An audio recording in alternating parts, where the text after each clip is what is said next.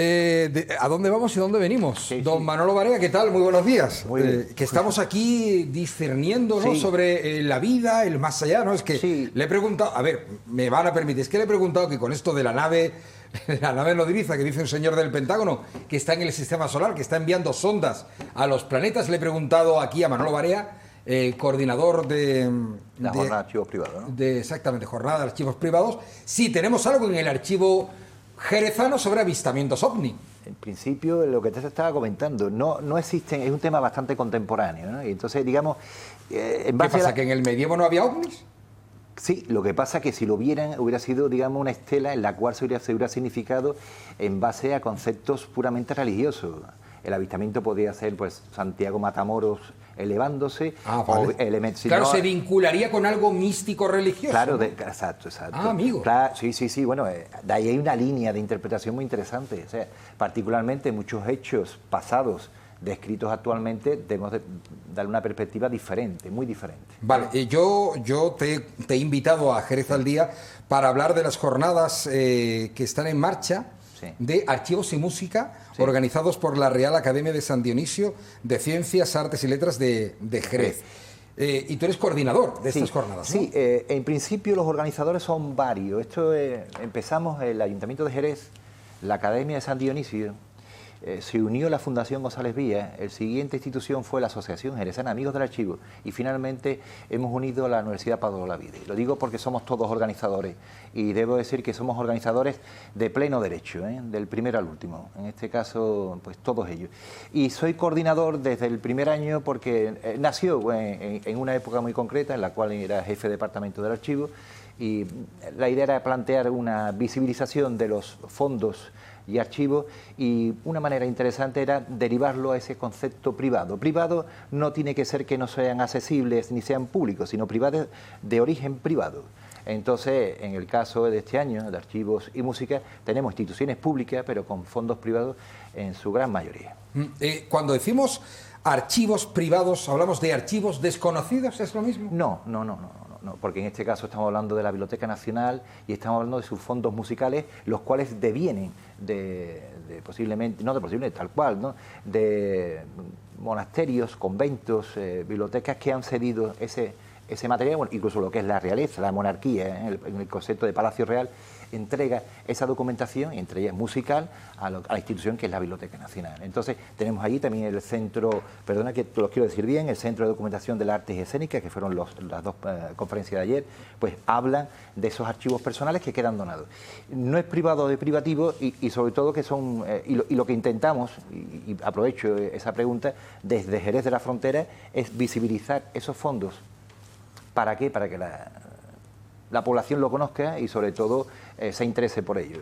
Y este año, pues la verdad que la música es un tema muy, muy interesante. Sin duda alguna. Archivos y música. Pero ¿de qué estamos hablando exactamente? Sí. ¿De viejas partituras de música? ¿De información relevante a músicos? ¿De la vinculación de Jerez con la historia musical que hasta hoy puede ser desconocida? La jornada normalmente lo que hacemos es visibilizar instituciones y fondos concretos. En este caso podemos hablar que, claro, la música es inherente al humano. No se puede. El problema de la música, como bien dijo Francisco Pararejo Massa, uno de los directores de la jornada, pero no tenemos constancia de esa música, de esa sonoridad musical. ¿Por qué? Porque era imposible conservarla.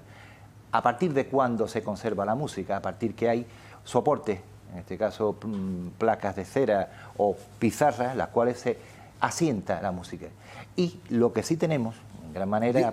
los conocidos discos de pizarra. Exacto. ¿No? Y lo que sí tenemos a nivel de lo que son partituras, pues a partir del siglo XI, XII, XIII, XIV, desde plena Alta Edad Media, incluso la Edad Media, sí elementos escritos, como son en este caso los grandes libros de coro de los grandes monasterios, conventos y obispados, que sí se conservan. Entonces, hay por un lado una parte material y textual que no tenemos sonoridad y a partir de una fecha sí sonoridad en base a esa documentación.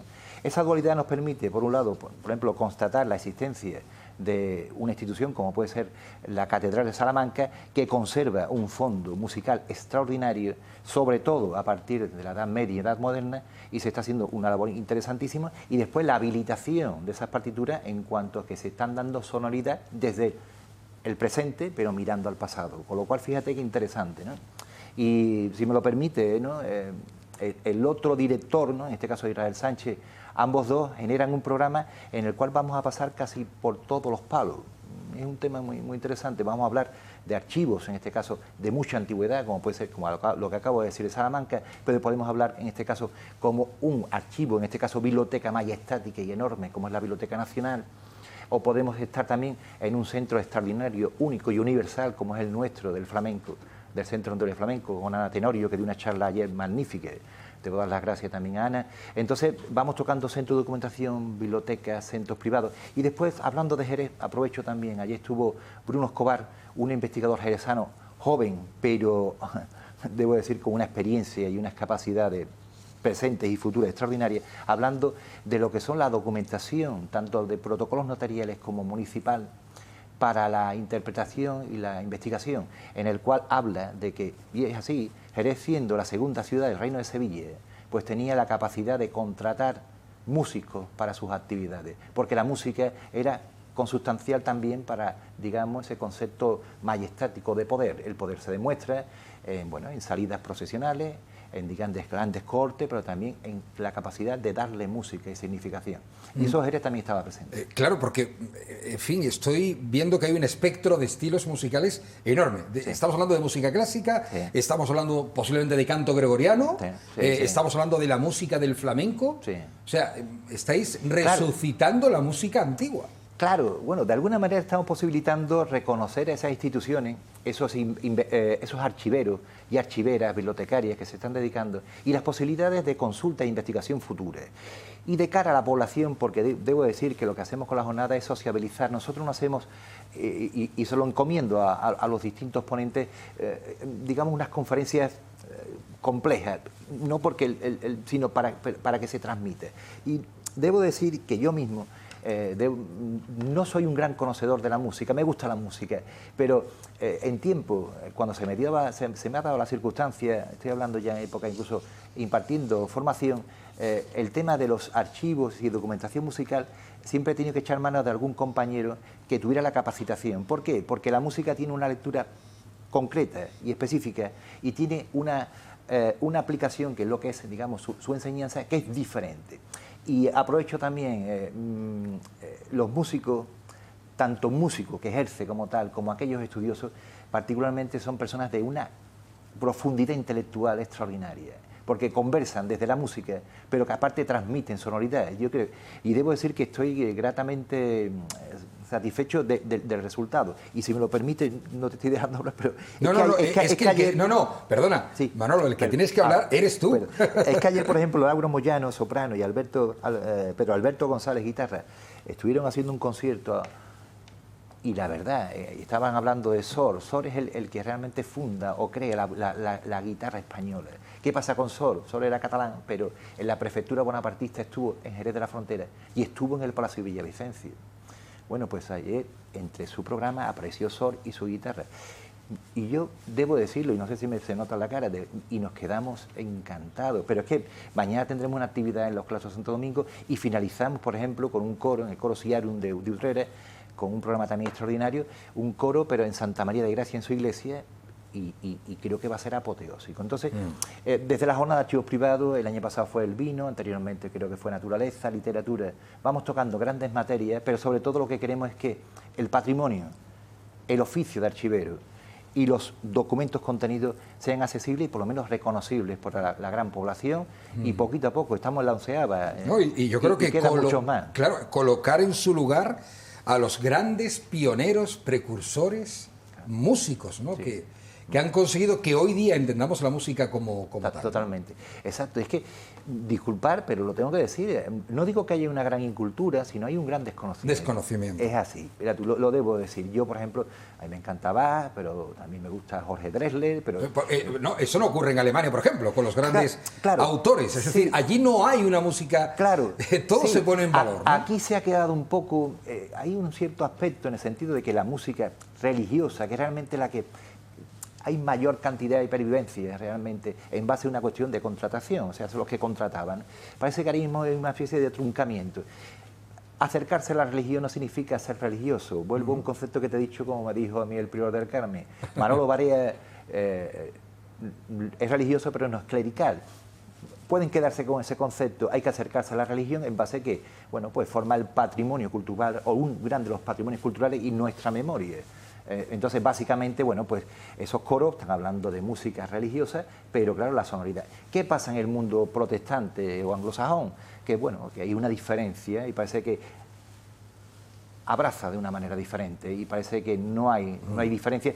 Y disculpadme, no voy a hablar en temas puramente políticos o ideológicos, pero parece que la religión es mala. No, la religión ni es buena ni es mala, cada uno que actúe, pero el patrimonio contenido es de todos y para todos. Sin duda alguna. De lo que tenemos hoy, de lo que tenemos mañana, sí. Algo que sea imprescindible, bueno, cuéntame muy rápidamente. Bueno, hoy están ahora mismo los cursillistas y los ponentes haciendo una visita a Tío Pepe, a la figura. Eso para empezar. Eso para empezar. Están allí. Ya empezamos con buen pie, que diría que él. Después los voy a unir. En este caso tenemos a Elena García de Paredes y Candela Tormo de la Fundación Manuel de Falla con Antonio Álvarez Cañivano, que están haciendo un proyecto sobre la correspondencia de Manuel de Falla, pero para volcarlo en el portal Pares. El portal Pares es el portal de archivos generales del Estado que es online para todo el mundo mundial. Y te voy a dar una cosa. Yo estoy trabajando con una alumna mía del máster de patrimonio y le he dicho que asista porque queremos incorporar también a una figura, en este caso literaria, como es Caballero Bonal, a estos grandes proyectos.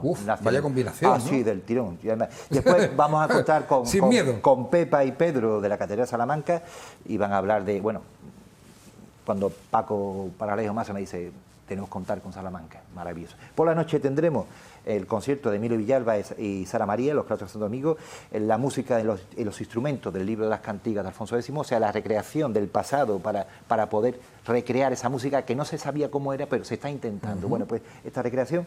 El viernes empezamos por la mañana una visita al Centro Andaluz de Flamenco y finalizamos con Reinaldo Fernández, que fue director de la Alhambra y actualmente nos va a dar una conferencia sobre los soportes materiales de la música, Ignacio Hassá, de la Sociedad General de Autores. A ver, ¿dónde residen las musas? Bueno, ¿dónde residen esos grandes autores, tanto de la música, pintura? Pues esa sociedad, en la cual tiene un archivo extraordinario.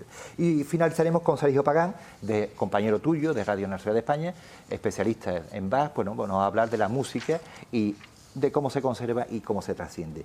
Y finalizamos, en este caso, en Santa María de Gracia, dar las gracias al convento, con el concierto del Coro Sillarium de Utrera, y tengo que decirlo también, finalizaremos tomándonos una empanada, tortillitas y dulce de las monjas, regados con vino de Jerez. Yole. Por ahí tendréis que haber empezado, Manolo, para darnos cuenta de la importancia y la relevancia de estas jornadas de la música y la gastronomía. ¿Qué sería una cosa sin la otra?